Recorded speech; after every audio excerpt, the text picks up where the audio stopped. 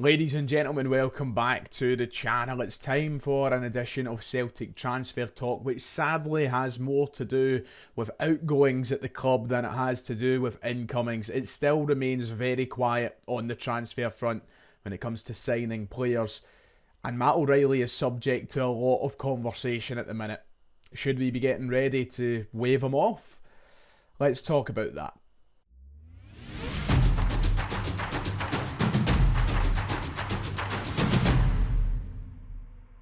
If you haven't already, please make sure to hit like and subscribe. It would be much appreciated as the 2024-25 campaign kicks off.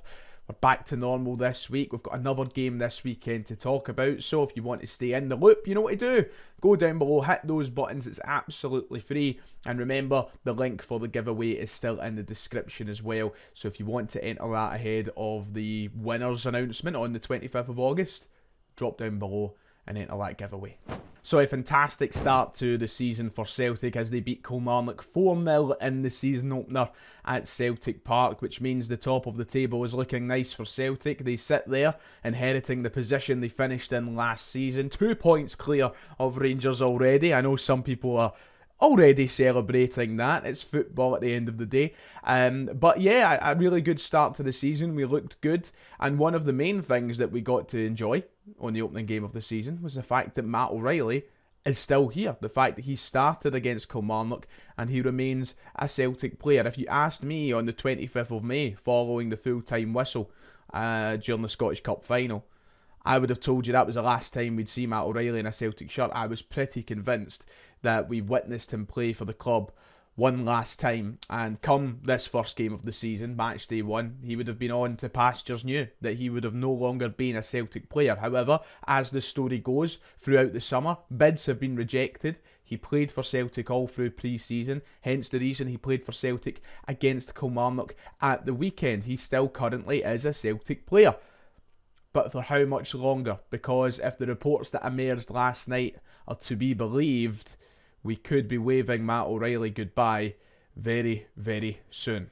So early in the day yesterday, Sky Sports News broke the story that Brighton of the English Premier League were in talks with Celtic about the signing of Matt O'Riley. They detailed in their story that they'd asked the question towards Celtic for their valuation of the player. That went on throughout the night, and then late in the evening we got this exclusive from the Sun of all places, I know, but this was their exclusive last night, that Brighton are ready to break the Scottish transfer record for Matt O'Riley as Celtic metal set to be tested. The article went on to say that Brighton are prepared to go over the Scottish transfer record to sign Matt O'Riley from Celtic. He's in demand this summer, with the Parkhead club already fielding bids from Southampton and Atalanta in recent weeks. As we know, Celtic have already rejected bids from the Serie A. Atlanta, who bidded at that number of 17-18 million euros, the club said no, Celtic said no.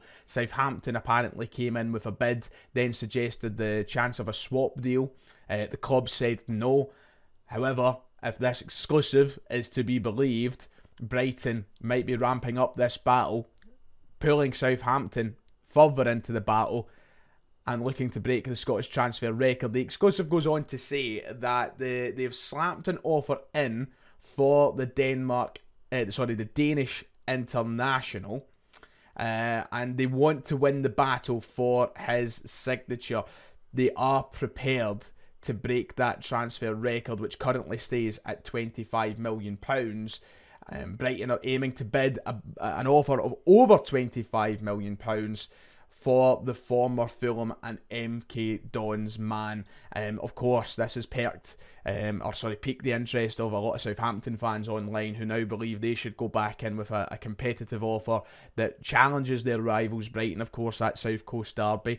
I have a bad feeling, and do you know what, I will just preface all of this by saying it's the Sun. You can only trust them as far as you can bloody throw them. But it's came from Sky Sports, it's now coming from the tabloids, it seems to be firing on all cylinders, these stories. I do have a feeling this might lead to something that we as Celtic fans will be very, very sad about. let me just make one thing abundantly clear. I don't want to be the person who's deemed guilty of putting words in people's mouths, creating something out of nothing. I'm not trying to be a hypochondriac and saying that this is it. This isn't definitely the goodbye of Matt O'Riley. However, all I am saying is I wouldn't be surprised if this is the beginning of the end for Matt O'Riley's Celtic career.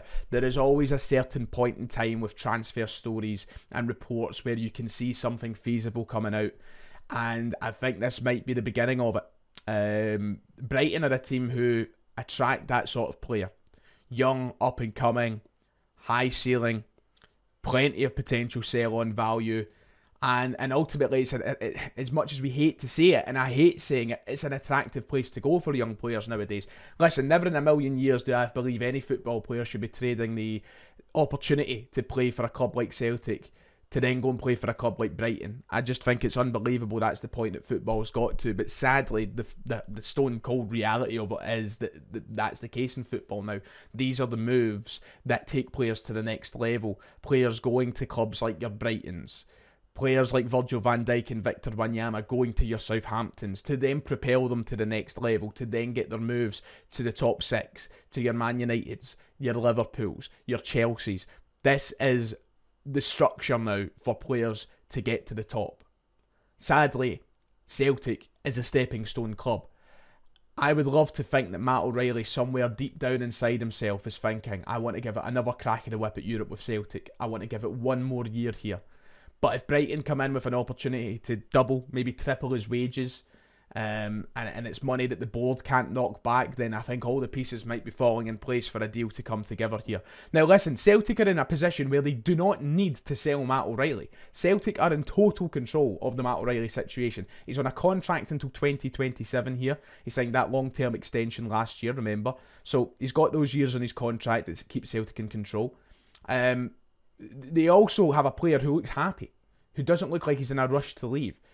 And they're also in a position, with all that money in the bank, where, 25-30 million pounds would be a lovely bit of money to the club, but they don't need it. We're not in the position of Rangers who are needing money like that. Celtic don't need this 25-30 million pounds. It's not going to make or break our season. And ultimately, the club aren't going to bloody reinvest it anyway because they haven't spent a penny all summer. So we're in a situation where Matt O'Riley doesn't have to leave the club, but if Brighton come in with a bid upwards of £25 million, the club are almost certainly going to say yes to it. And if they give him a contract, which he thinks is much better than what he's already on here at Celtic, things could go in a sad direction for all us Matt O'Riley fans. If you do want to try and flip things to a positive for the sake of the club, is that this interest from Brighton might spark a bit of a bidding war between them and their South Coast rivals Southampton. I'm sure Southampton won't want to lose out on a player of such talent in Matt O'Riley to their biggest rivals down in the South Coast. So that might, force one another, each club to try and up each other, and it might bring in more money. But I don't see a world in which Celtic fans should and could celebrate the amount of money we get from Matt O'Riley. We are going to lose a talented player should he go. So it's not done yet by all accounts. These are just stories. They are reports. I think we will see an escalation of them in the coming days, which might indicate if we should prepare for his imminent departure. Hopefully it's all smoke and mirrors though. And I hope it amounts to nothing. Scary times. I don't want you to go, Matt. So that is the big story for today. Last night we did cover it a bit more in depth on the live stream that we done. So if you haven't watched that, feel free to go watch it back. I took some questions and gave some answers from all you guys in the live chat. We don't have too much else to talk about at the moment. There was a brief update on Celtic, reported Celtic target Michel Ange Balikwisha, who was obviously linked with the club a few weeks ago. Via the journalists in Belgium, rated around €10 million. He popped up as a surprise but somebody that Celtic were maybe looking at to bring in and enhance the wings of the team. He's suffered a big injury. The same journalist, Sasha Tavaleri, who reported Celtic's interest, put up this tweet yesterday saying that Michel-Ange Balikwisha's injury is worse than expected. The possibility of a transfer this summer seems to be fading. Wait and see. So Celtic, who were reportedly interested in considering bidding for the player, probably no longer looking at him, as injury has been deemed bad. Which obviously kind of rules out the chance of any move, medicals, all the rest of it. So it looks as though he'll be sticking with Antwerp for another season. There was other stories that popped out before this injury that there was a couple of other clubs in looking at his services, but I don't think he'll be going anywhere anytime soon. It's a bit of a gutter. I like the look of him. Did I expect Celtic to go and bid the money that he was worth? No, not a chance. But sometimes it's nice to dream. And that dream is over. And that is about it for today's update. There isn't an awful lot happening as of 20 to 3 this afternoon. If there's any stories that break over the next few hours, trust me, I'll be straight on to report and talk about it. But for now, things remain quiet. The Celtic board need to get a move on. We're still awaiting any updates to do with Adam Ida, despite the fact that we were told there was a chance he could be here before the Kilmarnock game. We've heard absolutely nothing. So we're waiting for the board to do something. It's all very still at Celtic at the moment. We're at the risk of losing Matt O'Riley, and there's no talk of anybody coming in. Really, really concerning. But nonetheless, we move. A good win. We go into the weekend in high spirits. Just get the money spent, Celtic. Right, that'll do it for today. If you've enjoyed, like and subscribe, and I'll see you all next time.